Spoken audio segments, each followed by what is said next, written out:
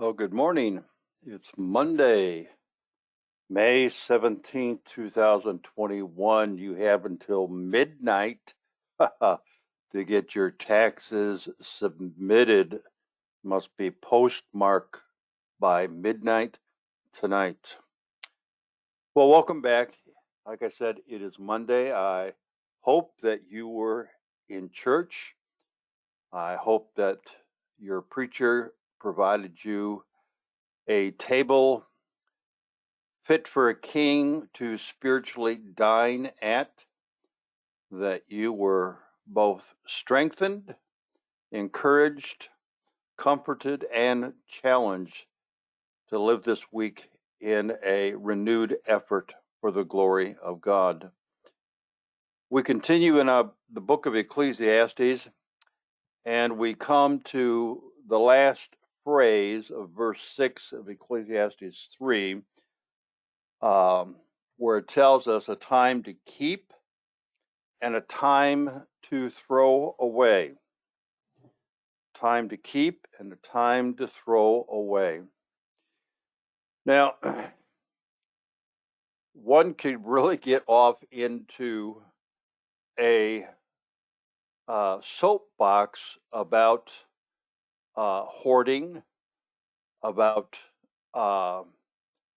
places where we live at that are congested with all sorts of things. But let's try to keep it simple this morning.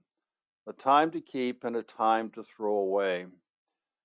The idea behind the season to keep is that what you have invested of God's resources is a matter of stewardship, and there's a time to keep those things that are precious, that are meaningful, and then there is a season to discard them, to, as it's put here in the text, to throw them away.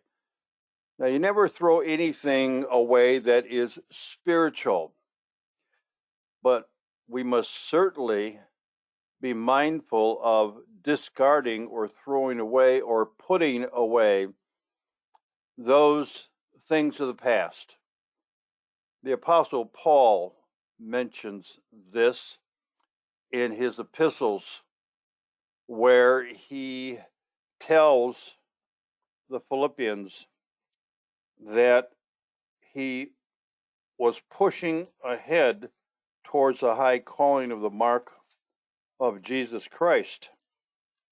And in Philippians chapter 3 is where we find this.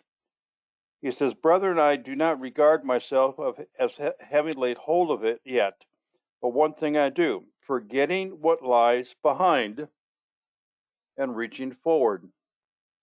Forgetting what lies behind. Now, Paul never forgot who he was and what he did pre-salvation. If you read his testimony, that's recorded at least 2 times in the scriptures, as he stood before Roman governors, he recounted that he was a Pharisee of the Pharisee and trained under the highest educational branch and a persecutor of the way, or the Christians, when he was struck down on the road to Damascus, and there was his conversion, broken down, flat on his face, and God saying, "What are you doing?" So he remembers his past, not in the sense of a yoke upon him that bent him over where he was of little profit to the Lord. And that's very, very important. Sometimes we mess up, don't we? Let's call it what it is. We sin. We deliberately choose to sin. We know what we are doing is displeasing to the Lord, will bring dishonor to him, will disgrace the name of Christ. and we push ahead anyways because there's that idol in our life that we want. We want something so badly we're willing to sin to get it. And we confess it, repent of it, restore relationships that have been harmed by our decisions. But many Christians are still walking around bent over because of their past. Oh, they might put on happy faces. They might do a number of different things. Hey, how you doing? Oh, I'm really doing great. God's good. But deep down inside, they're still bent over with the weight of something they did in the past.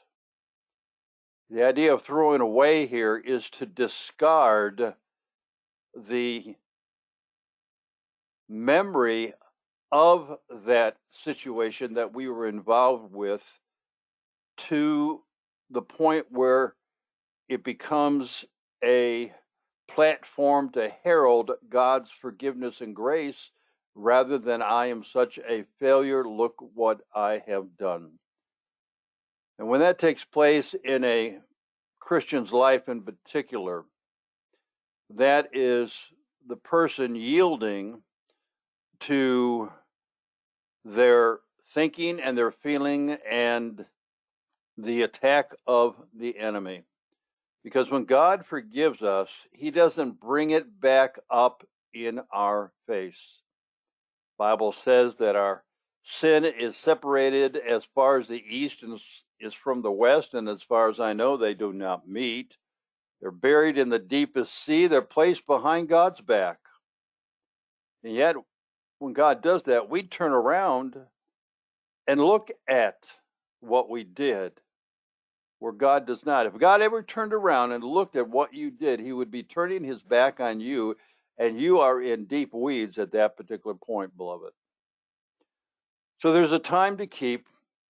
Mary treasured these things in her heart. She kept these in her heart as a keepsake.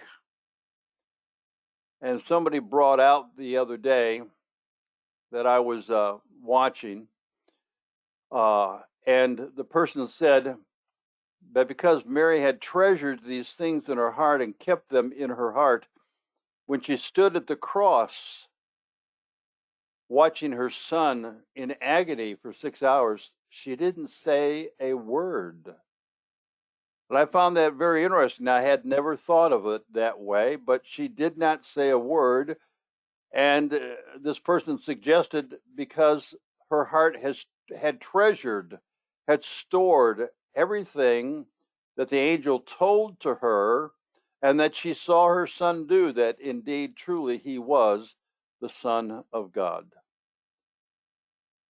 One of the ways to keep things spiritually is to memorize. Another way to keep things spiritually is to put them into practice. It's like buying a new tool that you see on a shopping network, or you're down walking the aisles of Home Depot and I just got to have that. You pick it up, you buy it, and there it sits, and you don't use it.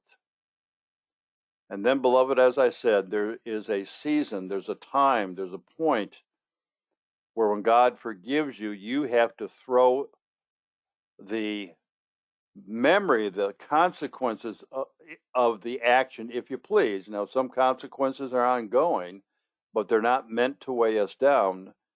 But those memories of failure, of disappointing the Lord or disappointing other people, that's got to be put away. Tomorrow, when we get together, we will take a look at a time to tear apart and a time to sow. I trust you have a fantastic, beautiful, wonderful day, and get your taxes in. We'll see you tomorrow.